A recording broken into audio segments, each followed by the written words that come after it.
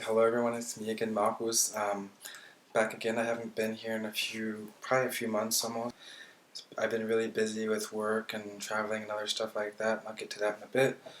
But I was driving to work out, and I've been hearing the same commercial over and over again about Rosetta Stone, and so kind of reminded me that I used to use Rosetta Stone. So I just wanted to briefly kind of discuss what I think about Rosetta Stone. And I used it for French. I have levels 1, 2, and 3 right here. I guess it comes in a box like this. I'm pretty sure I used just the first 2 levels. I went through the first 2 levels completely, maybe a few times even, and maybe half the 3rd level as well. And while I was trying to look for that, I guess if you order 1 level, maybe it's different now, but this is German 1. This isn't for me, it's for someone else in my family who probably went through 1 lesson or so, and I guess to this day my dad can just say like 1 word in German. He bought it just to kind of bond with me. It didn't really work out. But okay, I'm just going to talk about French and, or not French, but Rosetta Stone. I guess before using this program, I got this program while I was in Germany, while I lived there for a year in Cologne, and I don't know, I went to Paris for a few days on a little excursion when I was in a language school for German, so we went to Paris for 2 days, and I didn't really know any French. I knew like bonjour and a few other things like that, but I couldn't talk to anybody. But I kind of got motivated to learn the language, and I took a French course at the University of Cologne. It was a terrible course, and I didn't really learn anything, so I think I got this for Christmas, and I got this for Christmas, and I didn't really use it until kind of during the course or after the course, and I don't know, it was okay. I learned a little bit, but I don't know, it's not really what the marketing says, the advertisements and stuff like that. I guess that's one of the reasons I bought it, because people say, oh yeah, I learned a language to fluency from nothing, and so it was a really good marketing technique for them. I think, I don't know, the price kind of threw me off. It's I think, I don't know, like $500 for 3 levels. I think at least at the time, that was about 3 or 4 years ago. And the prices are really, really expensive, and I guess what the company does is that pays for the marketing. Maybe I'm wrong, but yeah, I don't know, I used it, and I tried to use what I had known or what I had learned in the conversations with the native speakers, and it didn't really work. And so I don't know, you can't honestly, as much as you want to try it out, maybe whoever's watching this, I don't know, you'll learn some French, but it's not like you're gonna use just this like a few CDs, and then you'll be speaking as if it were your native language, or you probably won't be too fluent either. I don't really like that word, but I don't know, in the advertisements they say, or in commercials, people act like they become native, and I think it's not really true, because Rosetta Stone doesn't take a lot of things into account, slang and I guess technical words and stuff like that. It just doesn't. It just is too. For my taste, it's too kind of superficial, and just covers the basics of a few topics, and like restaurant and work and a few things like that.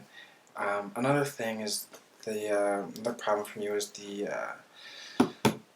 grammar. A lot of people, the commercials say that you learn the language with Rosetta Stone as if it were your first language. I don't think that's true either. I think you just learn your L1, your first language, and your L2, your second language, is always going to be learned differently, because your L1, you just immerse in it and you pick it up.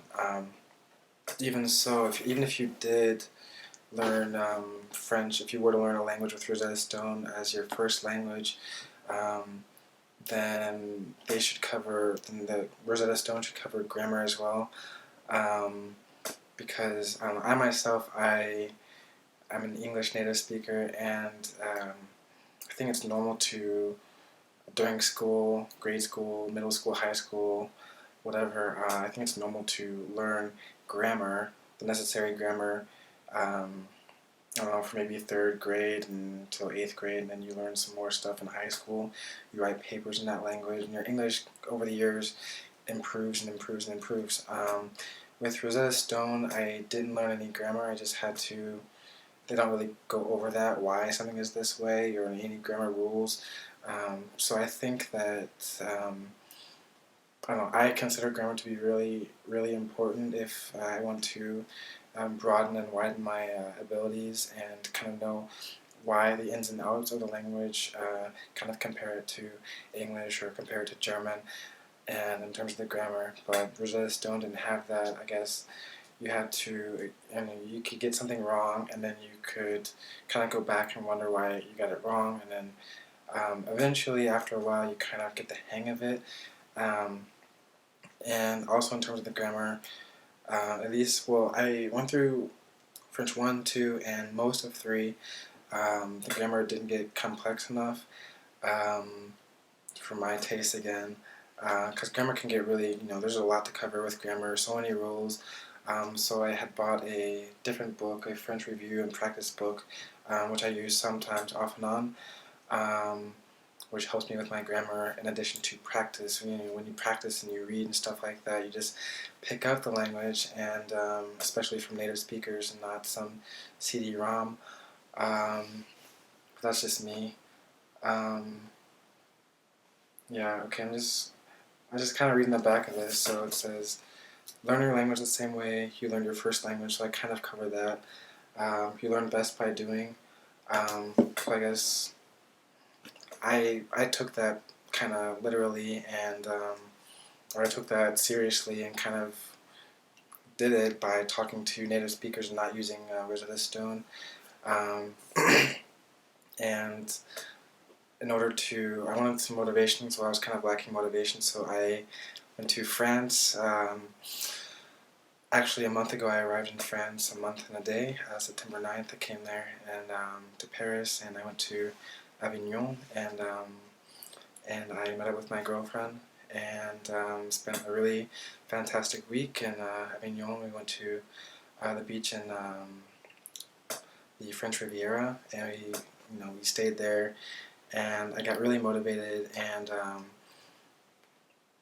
the French that I had learned with Rosetta Stone, it wouldn't have been sufficient for France this time. I had a problem with my train ticket because my plane came into France really late, and so I had to buy another ticket, but I only had €7. I needed €90, so I had to explain to the contrôleur what had happened with my plane, and I had to explain that I didn't have the money, but I could pay him some money. I was in a really sticky situation, so I'm glad. I really strongly doubt that Rosetta Stone would have helped me in that situation. I guess I did learn the word for airport and the word for train and stuff like that, but it wouldn't have, I probably would have gotten, not arrested or anything, but I wouldn't have understood anything that the contrôleur had said, because in Rosetta Stone, the person speaking speaks very quietly, not quietly, but very slowly, and I think a really important thing for me is to be able to understand native speakers from different parts, because natives in different parts of France, or different French speakers from different countries speak French in a different rhythm, a different speed, and I have to get used to that speed. with Rosetta Stone, you're not going to understand comedians like Gad Elmaleh, really really good French comedian. And it's kind of my goal um, to understand this guy. He's hilarious. What I understood was really funny, but if you don't know him, then look him up. I guess I'll put his name, I guess, below this video. But yes, speak confidently, start speaking immediately. That's true. They have you start speaking immediately, but it's basically you kind of say what they make you say certain things. You can't really speak freely, and that's kind of what you do. That's what I'm doing right now. I'm speaking freely, and with French, I can speak freely to native speakers of French if I'm writing with them, if I'm talking to them, etc.